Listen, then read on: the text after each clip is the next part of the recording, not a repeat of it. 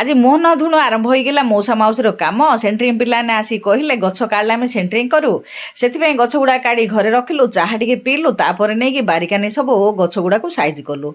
ଗଛ ଗୁଡ଼ା ସାଇଜ୍ ହେଇସାରିଲା ପରେ ସେଣ୍ଟ୍ରିଂ ପିଲାମାନଙ୍କ ପାଇଁ ତିଆରି କରିଦେଲୁ ଦହି ଲସି ଟିକେ, ନଡ଼ିଆ କଦଳୀ ସବୁ ପକେଇ ଗ୍ରାଇଣ୍ଡିଙ୍ଗ କରି ଚାହା ଦହି ଲସି ଟିକେ କରିଦେଇକି ଦେଇଦେଲୁ। ଠିକ୍ ସେତେବେଳୁ ଆସିଲେ ଗୋପାଳ। ଗୋପାଳ ପାଇଁ ଆଉ ଥରେ ମଉସା କଲେ ଚାହା। ଆଉ ଚାହା କରୁଛନ୍ତି ମାନେ ମାଉସୀ କ'ଣ ଛାଡ଼େ। ଆଉ ଥରେ ଗୋପାଳ, ମଉସା ଆଉ ମାଉସୀ ପିଇଦେଲେ ଚାହା ଟିକେ। ମଉସା ଗାଧେଇକି ଠାକୁର ପୂଜା କରୁଛନ୍ତି, ମୁଁ ମୋର ଗାଧେଇ ସାରିକି ଜଳଖିଆ ତିଆରି କରିବା ଲାଗି ପଡ଼ିଲି।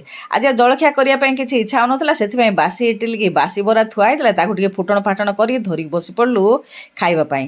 ଠିକ୍ ସେତେବେଳୁ ଆସିଗଲେ ମହାଣା ବାବୁ। ମହାଣା ବାବୁ ଯେମିତି ଆସିଛନ୍ତି, ଆଜି ମଉସା କହିଲେ ଖାଇକି ଯିବ, ସେଥିପାଇଁ ମହାଣା ବାବୁ ପାଇଁ ତିଆରି କରାହେଲା ଚିକେନ୍, ଆମ ପାଇଁ ଘାଣ୍ଟ ତରକାରୀ ହେଇସାରିଲା ପରେ ରୋଷେଇଟି ସମସ୍ତେ ଖାଇଲୁ।